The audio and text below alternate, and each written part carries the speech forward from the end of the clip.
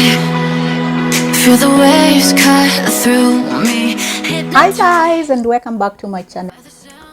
In today's video, I want to give you my insight, or I want to tell you my journey of moving from Qatar to Turkey permanently.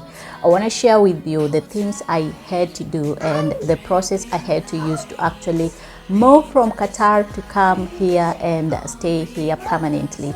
So welcome to my channel. If you don't know me, my name is Phoebe. I'm a Kenyan living here with my family in Turkey.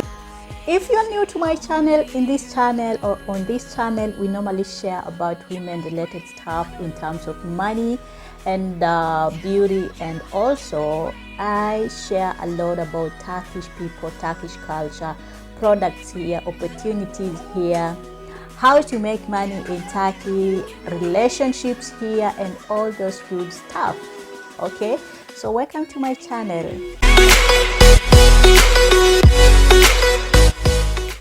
All right, I have to say, when before I jump in on how I did my application to come to Turkey, I have to let you know that I was previously working in Dubai, and I moved from Dubai to Qatar twice, and then that is when I finally started my journey of actually wanting to come in Turkey, because I had other plans. Apart from just being married, I had other plans of moving here in terms of job seeking or job looking for a job, or greener pasture as we normally say. So before that, before moving to Turkey, I have to let you know that I was under sponsorship in a certain company. Now, all right, let's jump directly into this video. So before telling you how I processed my visa and how I came in Turkey, I want to let you know about a story whereby I had a job offer when I was in Kenya. Remember, I had previously worked as a nanny in Dubai, and then I left the job, went back to Kenya, and when I came to Kenya, I returned. I had to go to Qatar in a cleaning company, but later on that boss was not good. He was a Satan. He was a devil. He was a devil in himself. So I was not alone. We had other girls and other boys. We were working, so I had to go back. We had to go back. I'm gonna tell you another story later or in my videos whereby this boss actually swindled our money. So that is a story for another day. But for now, I have to let you know that I had to move from that company and then go back to Kenya. And then when I was during that movement, it is when I found my new boss, who made a visa for me to come to Qatar the second time. So this is the second time that I'm referring to.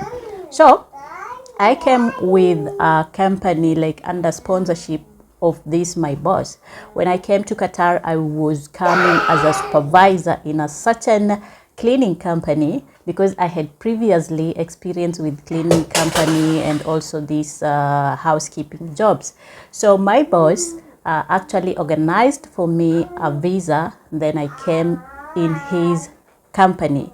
But amazingly or surprisingly, when I arrived in the airport, he told me that the company had not been established, so we have to go and stay with him in his home. He has a wife and a 7 days baby.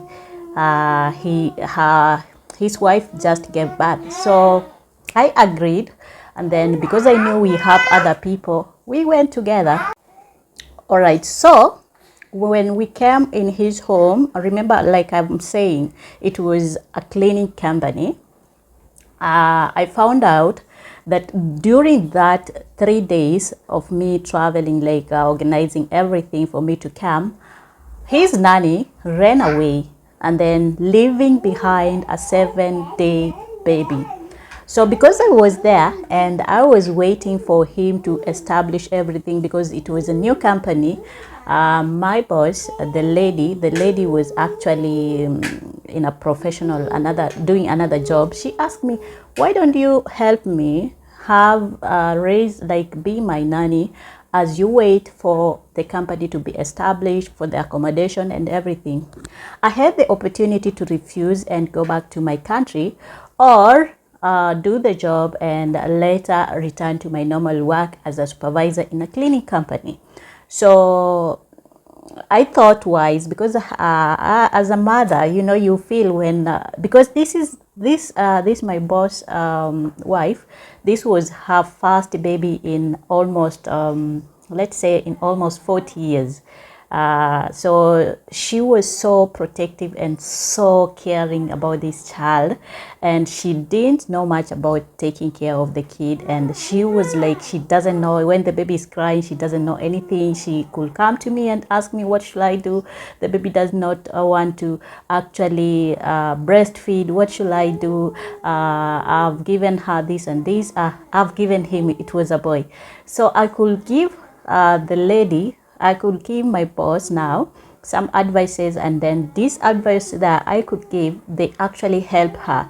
Like when the baby was crying, I could tell her, don't be stressed up. Take the baby gently and just soothe him slowly by slowly, holding his head well.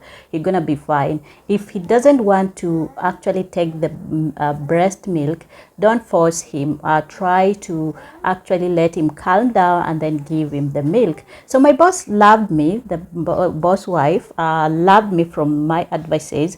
And then after a 1 week, my boss now, the man, actually told me, you know what, Phoebe, the company will take some more time for me to establish the documents, arrange everything. So you're going to be staying with us until we shift you to the accommodation. I agreed. I just loved the baby so much that when I was holding him, and when he was crying, I felt sorry leaving that baby to go to other work. Like, he told me, if you want, you can go and look for another job. But I just felt bad leaving that baby. So I agreed to actually take the baby, like to be a nanny, to be a nanny to this child. And then I did my job, normal working, waking up, giving the baby milk, changing the baby diapers, doing some chores in their home, cleaning, washing, blah, blah, blah. All those jobs, little jobs, we could actually help each other. So now the company was established. I did this nanny job in his home almost for 1 year. Okay, almost for 1 year. And when he established the company, and after 1 year, I could think, no, because you are not like the job I'm doing is not the one that I wanted. I have to go. I started telling my boss I want to find another job. It is either I found another job or in another country. So my boss asked me, which country do you prefer? I told him I want to go to Turkey. And then he told me, because your salary is not that much for you to just travel and have that online sticker visa, you need a visa to go to Turkey. And remember, this was my plan A. Plan B was that I have a boyfriend who is a Turkish. He can actually help me. Now this my husband who can actually, yes, Papa, yes, tamam, tamam. So I had another option, my husband, who could actually help me to get the visa. But because we were not going that direction, I wanted to come to work and also to do some other stuff, not just for marriage. So first thing my boss told me, look for a job offer. Then when you get the job offer, bring it to me. Let me see it. Sign the contract, and I'm gonna help you to get the process of actually getting the visa. So the first thing was actually to get a job offer from here in Turkey. Now, getting a job offer when you are outside, especially if you are Kenyan or if you are African, it can be tricky and very hard task. So I had to use my boyfriend, who is now my husband, I had to use him to actually get me a job offer. So he went to a certain company. He told this company that I'm an English teacher. I can teach, I can be a receptionist, I can work as sales lady. So this company offered me a job for a sales lady. So I was coming with a sales lady job. So they wrote to me the job offer, and then they sent me the document. I had to go through everything. I signed everything with my boss, and then after reading, what my boss did, my Qatar boss did, was actually to do what? To increase my salary. So what my boss did was actually to make sure that my salary has been increased for 6 months. He had to go to the bank, talk to the bank manager, because he knows a lot of people in Qatar, and then they actually made my account deposit some amount from his account, and then increased my salary to a certain level so that it can be up in terms of processing the visa. He was doing this because he knew that my salary was not that much, and if I go to apply, the visa can be denied. Because I've been taking care of the kids so well, and he knows, and he saw my job, I was a good person, he offered to help me without even requesting for anything. So that is how he helped me, increased my salary up, and then we started the process of doing what? Getting the visa to Turkey. Now, part 2. How did I actually get the visa to Turkey? Getting the visa to Turkey was not that much easy and not that much hard, because we had already the job offer. I had signed, and then it was just for me to go and apply for the visa. So we went with my boss in Qatar, in Turkish embassy, and the Turkish embassy referred me to a branch, I think to their smaller branch where the visa process is done. I won't remember the name, but it is not in the Turkish embassy, because I was thinking, oh, everything gonna be done in the Turkish embassy in Qatar, but they referred me to a certain branch, I think the consulate or something. Then I went there. We paid, we had the application for visa, I filled everything, a letter from my sponsor, now the boss that I was working with. I had to give the passport photo, the one that we normally take for visa processing, and then I had to pay, I'm not sure, around 500 Qatar lira, I'm not sure how much I paid. And then my boss had to stamp the document that he had from the company, the contract that we had, and also the bank statement, 6-month bank statement. And then he had to give everything to them together with my job offer from Turkey, and we were applying for work visa. Okay, so after applying after applying, giving my documents and everything, they told me to wait. They're gonna send a reference number that I will actually give my company in Turkey for them to actually process the work permit. Because for you to get a visa, you have to produce a reference number, and then this reference number, it is the employer who is here in Turkey who gonna actually do what, help you to process the work permit in the Ministry of Foreign Workers or something. So after 1 week, I was given the reference number via the email.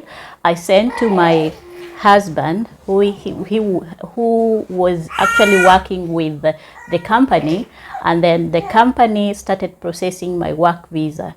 Okay, and then my work permit.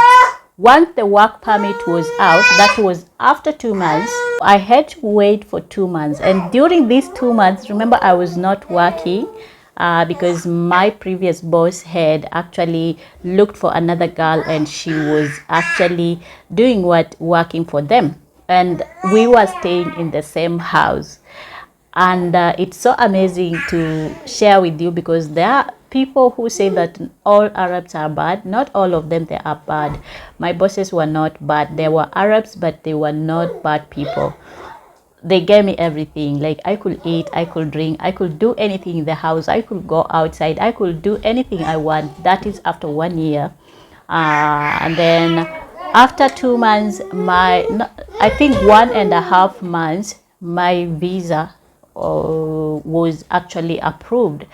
And then during this time, my passport, I had my passport, actually my passport was in the consulate. So they called me on the phone, and then I went to pick my passport, and with a sticker inside of my visa to Turkey.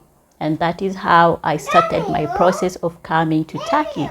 So after that, my boyfriend, now my husband, because he had previously came to Qatar to see me during when I was still working in my boss family. I'm gonna be sharing with you another day about this story.